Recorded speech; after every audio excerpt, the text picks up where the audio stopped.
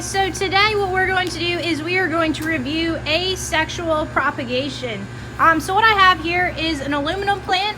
This is one of ours. It was inside on the bottom shelf of the light card, so you may have seen it before. So what we want to do first is we want to kind of evaluate this aluminum plant. You can see it's got some really long legs on it at this point. So this is a good time to kind of take a cutting from it and try to start a new one. So when we evaluate this aluminum plant, we want to look to see what is going to be the most healthiest, strongest cutting that we can possibly take from this thing. And if you look like right here, you can see that we have some dead. So this definitely would not want to be the section that we take a cutting from for a new plant. But if we look at, let's say, this strand, you can see that we have some really nice, big, colorful leaves. This strand, we have a little bit of browning, so probably not so much. So it looks like this is going to be our best option to take a cutting from. So to remind you of how to take cuttings, what we want to do is first we have to have a place to put the cutting. So we're going to need that pot. So once again, I'm going to take my pot and I'm going to fill it with our germination mix.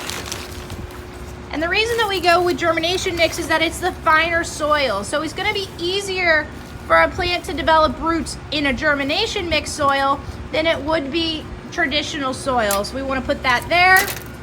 Got our stuff all laid out for us. Let's go grab the hose. And we are going to want to then wet our soil. So let's get this nice and wet. It helps if I turn the hose on.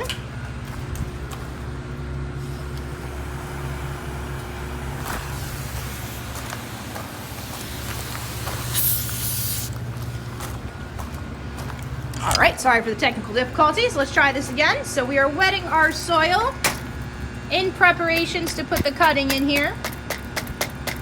Give it a little bit of a tapping. Give it some more.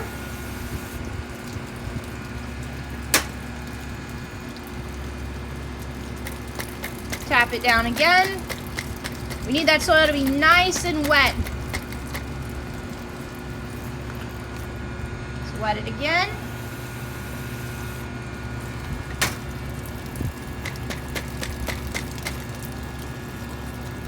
Try to get any of those clumps out of there. Mat it down a bit. A little bit more water.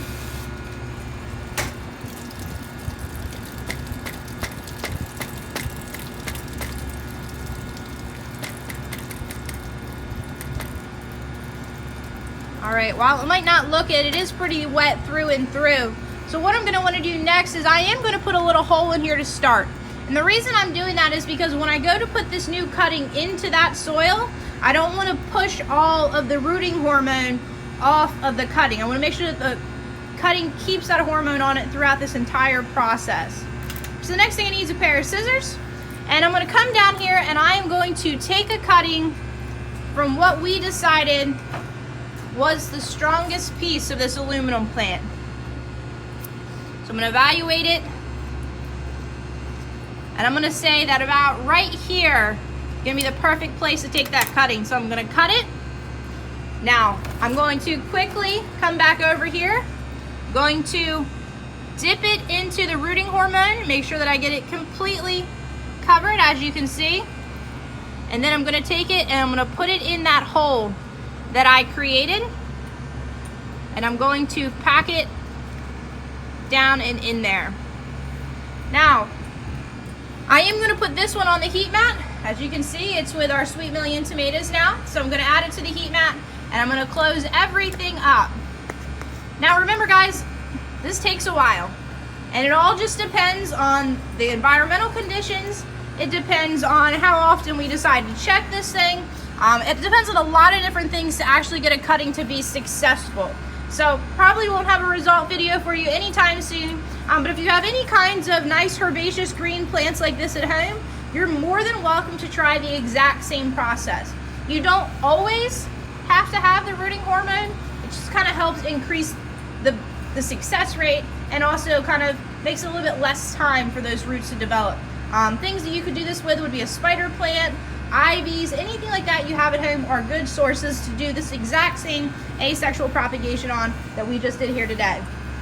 And the other thing, final thing, is remember that This is going to be a clone. And what I mean by that is that genetically, this plant and this plant are identical. So if this plant was to succumb to some weird disease, the likelihood of this one succumbing is going to be the same problem, the same thing. More likely what happens to one is going to happen to the other. So that is, of course, the downfall to this method. All right, guys, well, I hope you're having a great day, and I'll talk to you later. Bye-bye.